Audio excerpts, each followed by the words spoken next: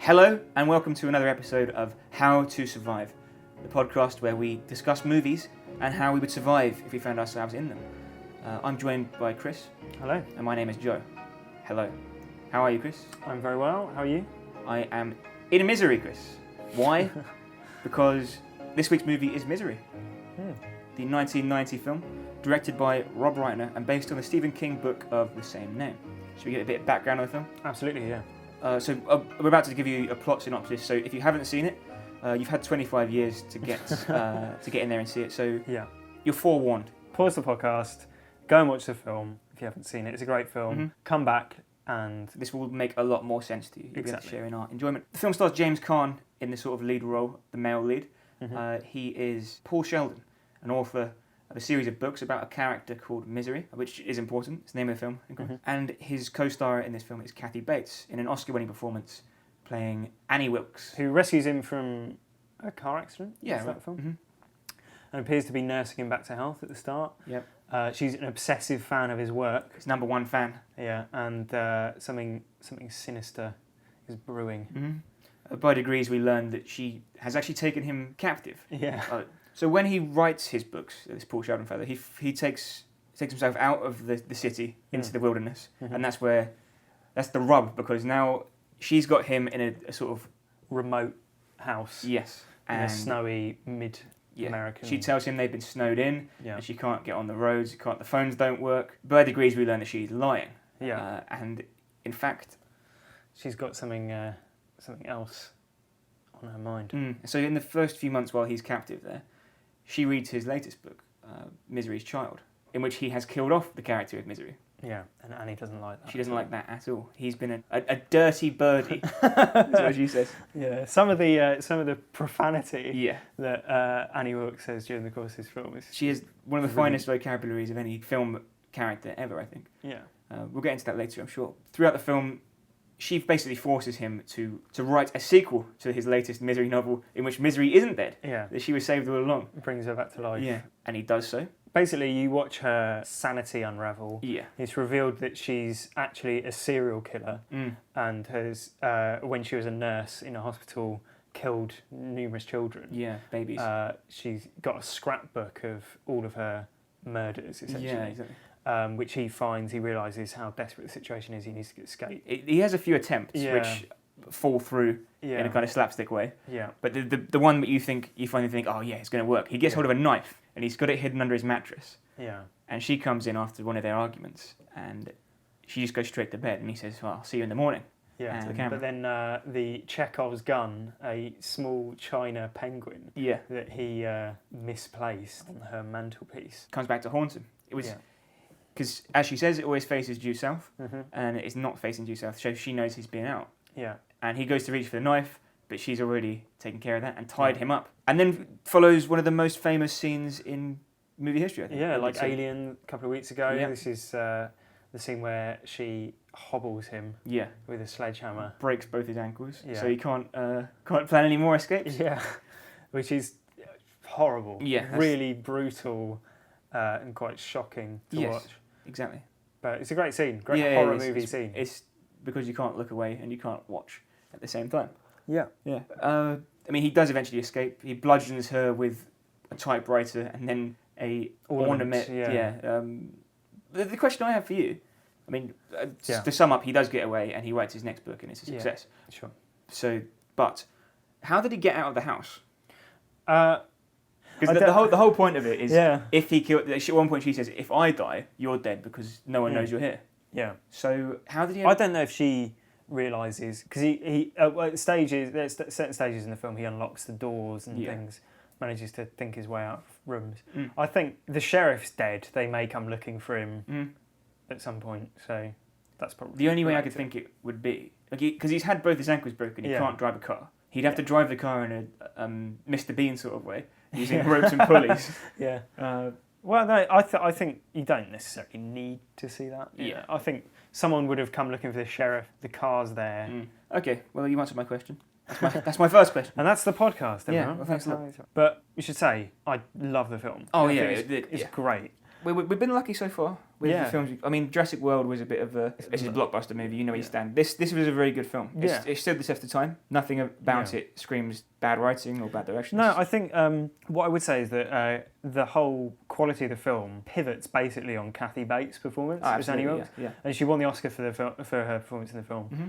And it's totally worthy. Like, she's got such a weird... there's like the little things. It's not like, her hobbling him with a sledgehammer, although that's shocking and brutal. It's like the little traits that she gives the character that are really creepy, and you obviously, like, I think because of how famous that scene is, and obviously some people have read the book and all that sort of thing, a lot of people going into the film will know what's going to happen. Yeah. But I think if you didn't know, there are lots of tiny little things near the start of the film that slowly show that she's unravelling mentally. Yeah, she's not a very sane person. Yeah. Yeah.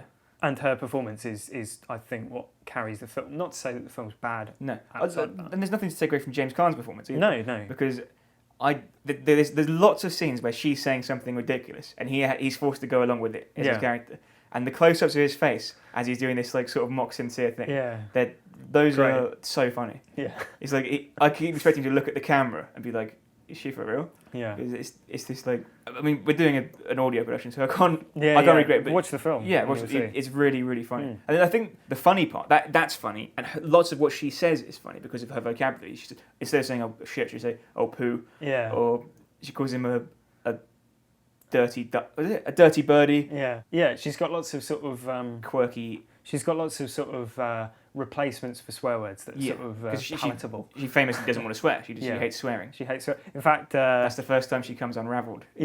she reads. He's written his first post-Mercy novel, and she reads the manuscript, and there's swearing in it because it's about, as he says, is it slum kids? Slum kids. Yeah. And she reads it, hates swearing, makes him burn it, basically, because it's ungodly. Yeah. So she's obviously not very sane. No. But I think the funny parts of it, the funny parts of both of their performances, sort of add to the horror. The contrast between like I should be laughing at this and this is almost too. Yeah. It makes it more realistic, in a sense, because you go like these are believed. Like his performance isn't one of like a hapless victim. He's an intelligent person. And you kind of side with him as like, how's he going to get out of it? Because he's constantly thinking, how can I outsmart this woman? Yeah. And you're on his side. Yeah. And she's just laughably crazy. Yeah. It's the sort of story that if you told someone after the fact, when you were safe and they knew that you were right and everything, it would be a hilarious and brilliant story. Yeah. Apart from you won't believe what she said. Sort of. Apart from the mutilation. Yeah, exactly. I have one thing to bring up. Okay, so the movie is based on a Stephen King book called Misery as well, about the same character, Paul Sheldon, who is a writer. And there's something I thought whilst watching. I remember seeing Secret Window, which is also adapted from a Stephen King book called Secret Window, Secret Garden, about a writer. I've actually written down a few Stephen King characters. Yeah. So the book Salem's Lot is a character called Ben Mears, a writer who grew up in Jerusalem's Lot, Maine. Right. There's The Dark Half, which is about Tad Beaumont, an author and recovering alcoholic who lives in the town of Ludlow, Maine. There's a book called The Tommyknockers, which is set in the small town of Haven, Maine, and follows the story of Roberta Anderson, a writer of Wild West themed fiction, of course Misery. Finders Keepers came out this year. It's set in 1978. It's about a petty criminal, Morris Bellamy, who murders acclaimed author John Ronstein. There's a book called 11/22/63, which doesn't actually have a writer in it, but the premise is about a creative writing exercise. Right, okay. There's Lissy's story, or Lycie's story. I've read it, I just don't care. Which is about Lissy Landon, the widow of a famous and wildly successful novelist, Scott Landon. There's a book called Cell, which is about Clayton Riddell, I think a struggling artist from Maine, who's just landed a graphic novel deal. Yeah. There's one called Bag of Bones. The narrator, Mike Noonan, is a best-selling novelist. Guess where he lives? Is it Maine? It's Maine. Of course, Secret Window, I mentioned, is about Mort Rainey, a successful novelist in I noticed that you didn't Maine. mention The Shining, which is about Jack Torrance, who is a author. He's an author. Yeah, he's writing, isn't he? I thought that was just a moment of madness. No, he's there to write his novel. Yeah, I didn't write it down. All right. Yeah. Okay, I know. I think I know where you're going with the point, though. So, write about what you know is what they always say. Well, do you know what? Well, Stephen King wrote Misery, and then later admitted that the character of Annie Wilkes is representative of his alcoholism. Right. Yeah. And like pressure he felt when he was writing, and Yeah, you think it would just be about mad fans, the fear of being. well, it's also like the character is also apparently an amalgamation of loads of his craziest fans. Right. Yeah. Yeah, but I do see what you mean. Yeah. Yeah. I mean, he's written 54 novels. Yeah. I've worked out 20% of them about writers from Maine. So Yeah. I don't know what that gives us in terms of new information, but it's an interesting point. Yeah. So I have another question for you. Do you think she cut his brakes originally? Because That's she an says, interesting- I was outside your hotel. Yeah, you know, yeah. following. And there's another scene later on where she talks about something that happened when she was a kid, when she was watching I think she calls it a chapter series or something like that. Yeah. Oh, and there's a thing about the careening off the cliff because the Because his brakes have been cut. yeah. And she knows a lot about it. That's interesting. So I don't know whether she was outing herself as the person who was behind the crash. Yeah, maybe. Yeah, I don't know. It's an interesting point. I didn't actually pick up on that, but it's a good idea. The whole thing wasn't an accident, it was her plan all along. Yeah. Although I would say she is obviously already homicidal. Yeah. But it seems to be the novel that really drives her over the edge. Yeah. Because she loves Mercy so much. She's named her pig after Mercy. Right, yes, she has. If listeners haven't seen the film, Annie Wilkes, Kathy Bates' character, has a pet pig, which is called Mercy. Yeah.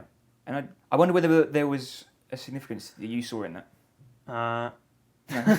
Just weird. Yeah. I suppose it just shows she's a bit unhinged. So as I said, like her performance really makes the film, in my opinion. Right. And like the little subtle things that she does to make her seem even madder are great. So like with the pig, there's the scene where she's like oinking at the pig, and then like she turns and like oinks at Paul. Yeah. Before she goes out, but she just does it for like slightly too long, like longer than a sane person would. And it's like there's just like really subtle things that show you like, oh my, if you were in Paul Sheldon's shoes, you'd really slowly start to grasp that. Oh, this is bad. And that you kind of do get that from his face. He's like, those close-ups where he's like, what the fuck? Yeah, exactly. Yeah. And there's the bit where she's got the jug of urine and she's like shaking it about, and he's like his eyes keep going from like her to the urine in like what are you doing? Yeah, this is great. But like I think it taps into like a really obvious fear of being like immobilized and in the presence of like someone that you don't an unstoppable force. Yeah, like you don't entirely trust. Like we were talking about Mrs. Voorhees a few weeks ago, right. being like not brawny enough basically to do the things that she does. Like Annie Wilkes is definitely brawn enough. That's the thing. And she's scary because of it. She's like an imposing presence. Yeah, and in a standing boxing match, you'd struggle, let alone when you've got 2 broken legs. Yeah, exactly. Yeah. So that's kind of one of the elements of the film that makes it much harder. I mean, we're going to discuss How to Survive as the podcast. So one of the things to consider is how would you overpower her, because she is very strong. Yeah. The whole setup actually reminds me of like what it would be like if you saw the whole backstory of the sloth punishment in Seven, right? Where the guy gets tied to the bed for the year.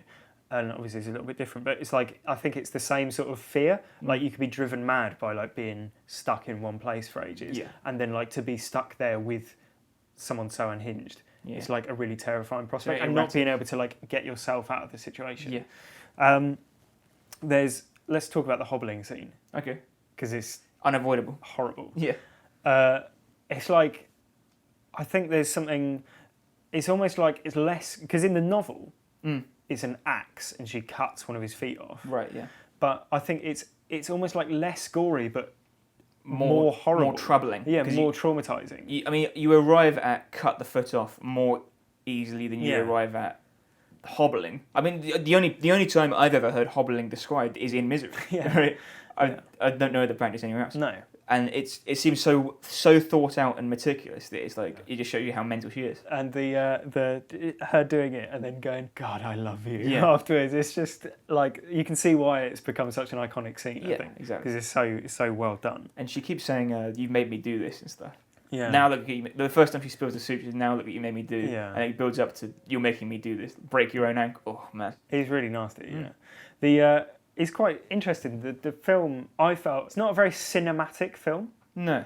It's like a very... it's not one you need to see on a big screen. No, it's like the tone and the visual style of it is quite televisual, I thought. Mm. And one of the things that really made me think that is the police chief, Sheriff Buster, who's played by Richard Farnsworth. Very good. He's like, very, very funny character, I think. Yeah. It's one of the most ridiculous characters I've ever seen. And his relationship with his wife. Yeah, it's they're these like...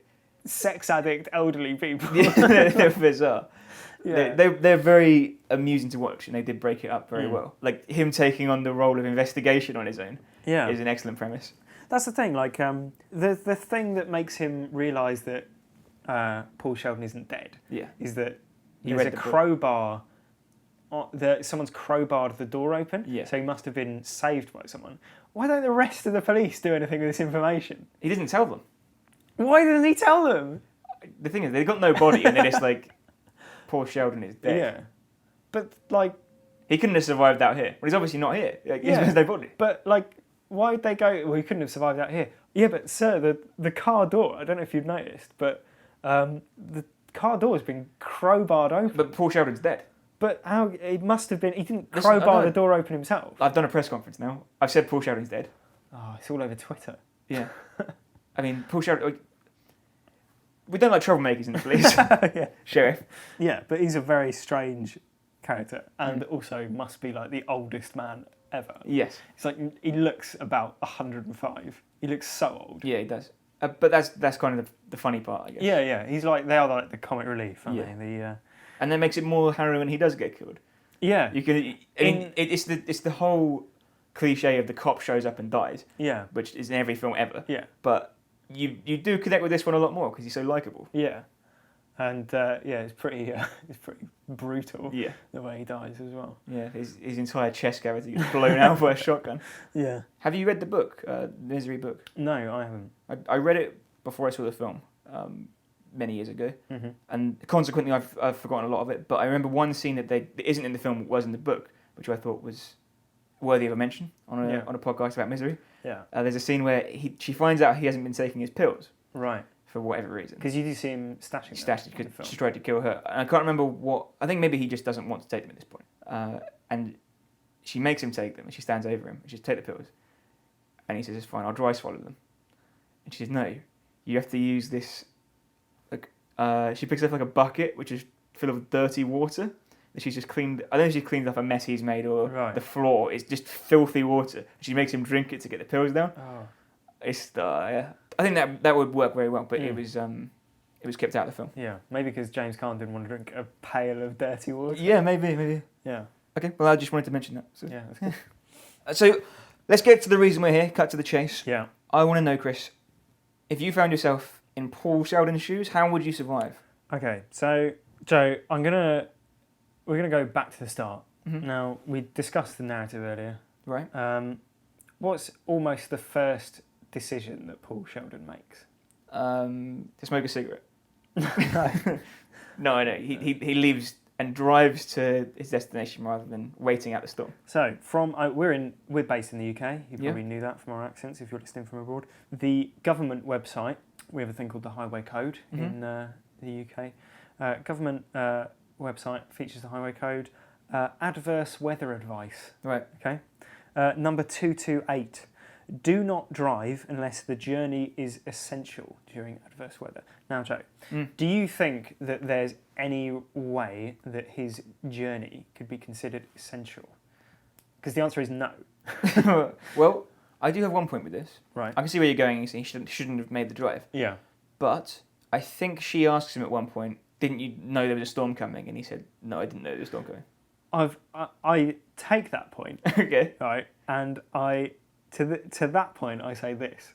Come on.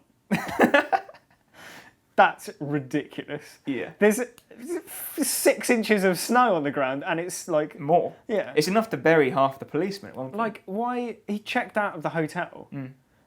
Did the hotel staff not go? Oh, you going out on the Storm car?" coming? Yeah. Yeah. Yeah, I am. Yeah.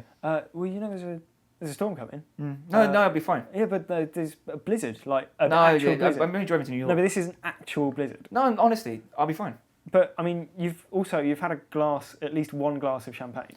No, I'll be fine. I mean, I'll be okay, I think. This is ridiculous. Like, there's no way. Like the hotel, I'm pretty sure as well. Has a duty of care. Yeah, and a fax machine. Right, yeah. Why don't he just fax? He just goes, "Oh, there's really bad weather. I'll tell you what. This room is paid for. It's not like they're going, check out time, please." Like on the door, and he's like standing up at the typewriter going, I've got to finish breakfast, yeah. Like, there's no time critical element. There's no way he should have been driving that storm, right? Okay, sure. Second point, the advice is drive extremely carefully, taking extra care to slow down on curves. Okay. Don't Accelerate into them.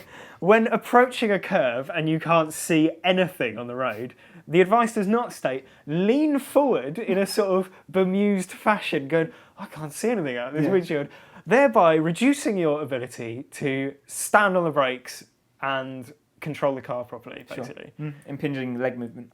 Yeah, and basically he should have obeyed the highway code at all times, and he'd never have gotten himself into this situation. He's a father. I will say this. The highway code exists in Britain in 2015. This is set in some hayseed town. Yeah. What, so you're saying that in this town in America, where they have presumably frequent blizzards and snowstorms, Right. and he's visited every year for a number of years to finish off his novel, there's never once been a time when this man has grown to be in his mid-40s, mid-50s, right? To go, the responsible thing to do as a man, as a father, as the head of a successful business, is to not go driving in a blizzard. He could even put chains on his tyres. He takes no precautions. He doesn't even wear a seatbelt. Basic precautions. So you're saying how to survive basic road safety? Yeah. Although there is the element I mentioned earlier that she could have cut his brakes. Yeah, but if he has a car crash not during a blizzard, then it's unlikely that no one would notice the crash, because part of the reason that no one realises is because the car gets buried. Exactly, under the snow. The only thing that does give it away is when the very astute sheriff notices a single branch is snapped off a tree. Yeah, and the car tyre is sticking 6 inches out of a 10-foot snowdrift. Right. But yeah, if he'd obeyed basic rules of the road, okay, he would have most likely survived. I mean, I can't we should say how to survive. survive. He did survive. Yeah. I mean, you can survive by doing all of those things. By being him. Yeah. But we should say we try and do he it would have more avoided a lot of anguish, trauma that he no doubt went through. A lot of bother. Yeah. So you're saying observe basic road safety, and you can avoid what Kathy Bates might call an oogie mess. Yeah, exactly. Right. Okay. So, do you have any alternate methods for survival? I have a couple. Mine are mostly based on just improving what he attempted. Right. Okay. So you know that when he first sees the knife in the kitchen, Yeah. and he's under a lot of pressure because she's about to arrive home, Mm. and he wants to get back to his room. Yeah. Why does he want to get back to his room so bad? Just grab the knife Yeah. and shank her. Chop her into little pieces, you know? Because if you've got a knife... She's really strong, though. True. But And she could go outside and get a stick and hit you shotgun. with it. Yeah, that's true. Yeah, but I suppose if you could go... If you're banking essentially on her not being violently angry that you're out of the room. Right. Because if she is, then she might just beat you over the head, and then plan's gone. Whereas if she's docile when she approaches you, you've got more of a chance of taking her by surprise. That's the thing. You want to lure her into a full sense of security, Exactly, yeah. get her close, then unleash. Knife hell. Yeah. But again, could he not have done that? Probably, yeah. I mean, there's she does have an opportunity. He does have an opportunity a couple of times. Although he gets the knife and then he's waiting. The next opportunity he has is when she takes it off. When he ejects him, when she injects him with a tranquilizer. Yeah, morphine or something. Yeah. So my point is, you could have made a good run at her then. I think I would have just had murder her on my mind, and wouldn't have. He could have gone back to the room and then played dead or feigned illness. Yeah, so she leant in and then he just sticks it in her stomach. Yeah. That's my first. It's fair. Yeah. First improvement on his plan. Yeah. Second, when they're having dinner, there's a big wine bottle or the decanter in the middle of the table. I'd have broken that over her head without even blinking. But he's very immobilised. At this point, has he written the book? They're celebrating finishing, right? No, a chapter. Ah, okay. Because there is a point where he does he's lifting the thing to get strong. Yeah. And I'm thinking he's gonna any day now. Yeah. Hit it with something heavy. He does eventually do that. Yeah, but I think my point is just I would have done it earlier. Do it sooner. Yeah. No, I take your point. Mm-hmm. Although again, he did survive, so in fact he executed his plan very well. Although he was left crippled. for life. He walks with a cane now. Yeah. Okay, well, so, I mean, I have got one other option, but I want to hear if you've got any others first. I think you've got a few. I've got a few options. He gets himself into this situation the root cause of this situation is him writing these mercy novels in the first place. Right, yeah. Right? So my advice to him and to the listeners at home, should they find themselves in a similar position, is never betray your artistic integrity. Right. Because he's a serious novelist. Yeah. Right. He wants to write serious novels. He writes these pulpy ones as a sort of side thing, it's implied, and then they get really successful. He's not really creatively satisfied by it and all that sort of thing. Right. So never betray your artistic integrity. Or, if it serves to your benefit or survival, do it immediately. Right. Don't don't be like go, no, I want to write this other novel. Don't burn that manuscript, please. Like, I'm like desperate for it to be published. Play along. Just go, Annie, you are right, and I've seen the light. Yeah. And Mercy, I'm going to write it immediately. You know what, Annie? I want to write so much Mercy. Yeah. That more Mercy than you could ever fill the shelves of your bookcase with. Yeah. So essentially, my advice to him is do anything to get to curry favour with her. So you're something of a Mercy entente. Yeah. Well, because she's not. This depends though on whether you consider her plan all along to claim herself as the writer of his new novel. Sure, because if you... Yeah. Must have been. The original plan in the novel was to have her feed him to the pig, which explains why the pig's there, in one part, and then use his skin as a binding. To bind the novel, which is just the actions of a mad person. Yeah. Whereas she's never once displayed the characteristics of a sane person. No, but there's a difference between being like calculating and like in the film she goes... I mean, you must admit there's a difference in business plan between going, I'll keep him locked away here, and he can write mercy novels that can claim them as my own and get rich off the money from it. There's a difference between that business model and the one that says, what I'll do is I'll get him to write a novel and then I'll murder him by feeding him to a pig and then use his skin to bind it and then what? Just have a book. Well, I worry that you're breaking Rule 3, which is don't assume things. Right. We can't assume anything we don't definitely know. Yeah. But what am I assuming? That she wants a business out of it. Okay. Well, yeah. But when she talks to the sheriff, it depends whether or not your opinion is that is a reveal of her long-term plan. Yeah. Or a cover-up of what she's done. Exactly. I guess you could argue either way. Furthermore, she's less than sane. I think it's fair to say. As we said that before. As I said, she's never once made me think this is a sane person. Yeah. Yeah. Just agree to marry her or something. Right. Just go, Annie, I love you so much. I want to stay here forever. Yeah. And this has been so wonderful. Because there's that one scene where she says, I love you and I know you don't love me. He should have said, you couldn't be further from the truth. Yeah. I've grown to adore my time here. Yeah. Were I not consigned to this bed, Yeah. I'd take you in my arms immediately. Yeah. We should drive to the chapel now. Yeah. With the sheriff as our the witness to our marriage. Yeah, exactly. Yeah. Yeah. What more honourable man could there be? Exactly. Yeah. That would be one such option. That's a fair point, but one issue that arises in my mind is that she's quite unpredictable. Yeah. So she might take that and go, okay, yeah, but we can only be married in heaven, or because she says at one point, I'd only marry the right man. Yeah. Or she's waiting for the right man. I mean, it could be him. You could say, I've had a sign from God that I'm the one. Yeah, exactly. Yeah. You could probably convince her, but then you rely on between that moment and any moment that she does take you to a chapel, that she doesn't find some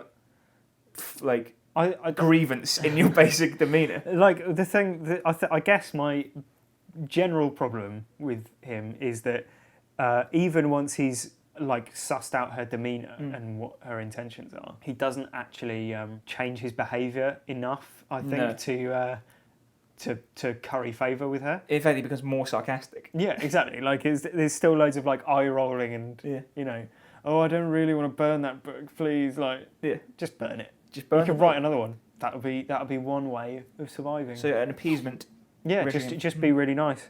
On the flip side to that, Joe. Okay. Don't be such an appealing man at all. Okay. So take it to either extreme. Yeah. So I'm not saying anger her, but do subtle things with your behaviour during your time there to make you a characteristically unlikable man, unlovable presence. So she resents having you there. Yeah, exactly. Right. But she doesn't hate you. So things could be like minor social things that would hopefully not tip her over the edge into homicidal mania. Yeah. But at the same time would put her off. Like, just go, I like meatloaf, but I don't like vegetables. I hate them. Yeah. Like, it's a bit stringy. Yeah. Like laughing too loudly at something that's not that funny. Farting, like, uncontrollably all the time. Yeah. Just maybe start espousing some really, like, unpleasant political views. Well, she won't share. That's the thing, though. I think she's quite conservative because she has a Vote Nixon sticker in her like notebook. Right. Basically, my plan is to not be not be the man that she could fall in love with. Right. And go like, I know you like my writing. That's fair enough, and we could have a very profitable professional relationship. But you should know I have some deeply held anti-Semitic beliefs that I won't budge on. Yeah. Maybe that's a bit extreme because you have to. I'm not saying this is easy, but you want to strike a fine balance between not being so unpleasant that it contravenes her religious beliefs or otherwise to keep you alive, but being unpleasant enough that your company is anathema to her. That's a very fine line, especially with someone who is, as we've said, unrelentingly mental. Yeah, I'm not saying that this plan... Because she takes offence when he asks for different type of paper. Yeah. So I'm not saying this plan is flawless. No, right? no. If it would have to be meticulously carried out. Yeah. He's a writer. He's an intelligent man. That's true. Like, you should be able to play off... If the story was set in Britain, perhaps his passive resistance could be to spell everything an American way. So colour is spelled C-O-L-O-R. And it would be enough to annoy her that she wouldn't want to read anymore. Yeah. It's just little things like that. Yeah. I think built up over time, it'd probably be the long game you're playing. Yeah. I mean, you could be working on other plans at the same time. Yeah, exactly. But you could basically be trying to manipulate her mood throughout to just, like, distance her. Telling the same jokes over and over again. And forgetting that you told them. Things that you can't really hate someone for. But they're very annoying. Yeah. To basically be a presence that she doesn't want to be around. I like it. I endorse that plan. Yeah, there you go. And I think, had he done that, he may not have spent so long in her company. Fair enough. Okay, well, I'll give you my final one. Sure. And the thing is, it seems to be a lot based around interpersonal, like, interactions between you as Paul and Kathy Bates, and this is no exception. Sure. So it's what you might call a nuclear option. Okay. Right. It's a favourite phrase of yours, I think, for when it goes goes to the ultimate. So you go through with the date, and you charm her as much as possible. And you know Paul's a charming man. Yeah. He says things that she's like blushing and exactly, giggling. Yeah. So then at the end of the date, you say, "Well, Annie, this has been lovely. Shall we, take this upstairs? Take this upstairs, right? Will you take me upstairs, please? Yes, because I can't walk. Listen, you look ravishing. Yeah, frankly. And then, even if she says no, that's in fact, it would be even better if she said that's too much for me. So I like where this is going, but for God's sake, put the brakes on it for a second. We need to be wed. Right. We need to take this slowly. Yeah. Then you say, well, how about a goodnight kiss? Yeah. That's a safe middle ground. Yeah. Right. And as she leans in for the kiss, you grab her, and you tear out her jugular with your teeth. Now, this has the added benefit of getting her to not only die, but an emotional crushing as well. Which is, I mean, as break her heart, as she expired, she would go, I really regret everything I've done up to this point to aggravate this man. And that's, it sounds a bit harsh. Yeah, it's pretty violent, but she's visceral. We know she's a horrible person. Yeah, that's true. I would. Yeah, and this is how to survive. That you would survive that, I think. I mean, you'd have to have quite a hold on her, and she's quite a strong woman.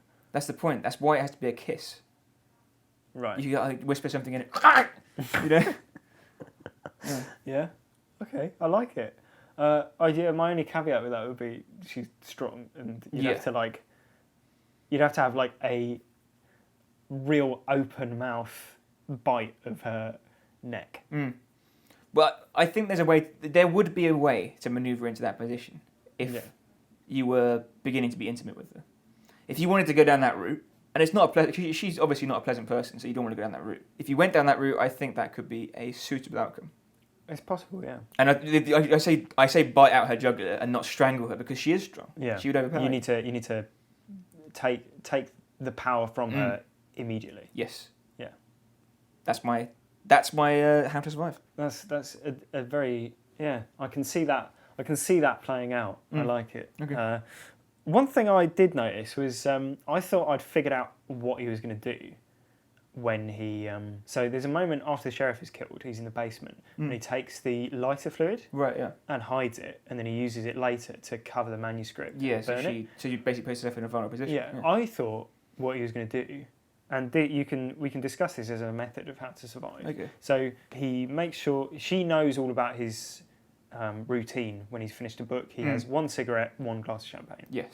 And he says, "Oh, it's good, 2 glasses." Yeah. So she goes back to get a second glass. Faints with joy. Yeah. She goes back to get a second glass, and in the meantime, he covers the manuscript in lighter fluid and then sets fire to it and says, "Everything that you ever wanted to know about Mercy is here in this page." Yeah. And here it is on fire. So she rushes over to grab the thing. Just spray her with a lighter fluid. Yeah, burn her to death. Yeah, like when she's bent over the flaming thing, her arm catches fire. Yeah. Right? Just like... Don't stop. Yeah, like you're squeezing like a tomato ketchup bottle. This kind of thing.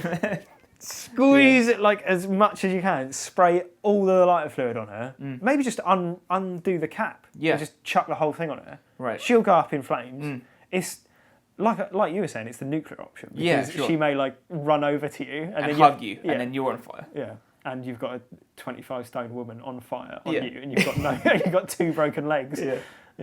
Yeah. But that's what I thought he was going to do. Yeah, it played out slightly differently, which I like. I like using the typewriter as a bludgeon. Yeah, it's something quite symbolic. That's quite satisfying. And it's got to be building up to it because he's been doing the like shoulder press. Yeah, exactly. Yeah. That was very good. Very good. I like that. I've had some suggestions from listeners. Okay. The first comes from regular correspondent Hannah. She says, it's got a few suggestions here. I would have been nicer to her from the start. Okay. Well, that was one. Yeah, we kind of. Yeah. I took it to the extreme of actually trying to get her to love you. Yeah, or make love to you. Yeah. I mean, I did say marry her if you want. Yeah. So that's a good shout, I think. Of course, the risk is you don't know if she's completely volatile at all times. Yeah. But a fair suggestion. She says, if I were doing the pill thing, trying to poison her, I would have put it in her potatoes, not the wine. Not just because she spilled the wine, but because she's more likely to finish the potatoes, and she was reluctant to pour the wine in the first place. Which is a fair point. That is a very good point, actually. You should have thought of that. He had just as much time. Yeah. It might be harder to conceal because he'd have to fold the mash up with the pill inside. Yeah. And then what if she ate it and she was like, "Oh no, this mashed potato, it's all powdery. I can't believe I've served powdery mashed potato to Paul Sheldon." And then she takes it out on him by setting him on fire or something. Yeah, she's volatile, as you said. And the other thing that Hannah says, I would probably try to escape out of the window while she was out. Okay. By positioning myself on the desk, breaking the window with a typewriter, and then putting the wheelchair out the window and wheeling myself away, which is no mean feat for someone with one arm. Well, yeah, and but he has been doing. If she's doing it at the point where he's been hobbled and he's training with the typewriter, he's got a lot of upper body strength. Right. Yeah. So it's possible. Yes, it's possible. But she's got a car, so if she did come back and find you gone, it wouldn't take her long to track you down. No, but I suppose it's quite a remote house, isn't it? I don't know. There's that bit, isn't there, where the sheriff arrives and they both see it at the same time. Yeah. And there's and she runs in to stab him off. Yeah, which is pretty. Yeah. Well, actually, Hannah adds as a final point. I would have also smashed the window with my last bit of strength when the police arrived. And although she may have still shot the sheriff, I think might have called for backup. Yeah, I think by the time the sheriff's been shot, it's all sort of unravelling for her anyway. Yeah. I don't think she's gone to her nuclear option. Yeah, there's no way that she could conceal the body and car of a sheriff. No, alone. not easily. No. Yeah. Okay. The only other suggestion we've had from a listener comes from Matt, who says, Paul doesn't know he's born. He should have just enjoyed himself while he was there and taken advantage of everything being done for him. So he would have survived, fair enough. Well, yeah, but as you said, her plan in the novel is to murder him, essentially, and make a book out of his skin. That was only in one version of the novel, not in the actual novel itself. Oh, right, okay. It was an alternative ending that was toyed with but abandoned. Because it's mad. Yes. Yeah, okay, well, yeah, no, I mean, like we said, one option is to just make hay while the sun shines, right? Yeah, Yeah. Fall in love. Yeah, why not? Yeah. Well, Yeah. it can't be that bad. No. Yeah. I'm happy with our survival plans if we ever get kidnapped by an avid listener of this show. Yeah.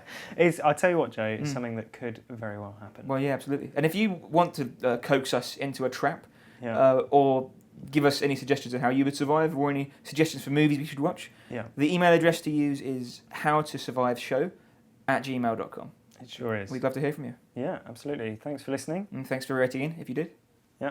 And we'll see you next time, you dirty birdies.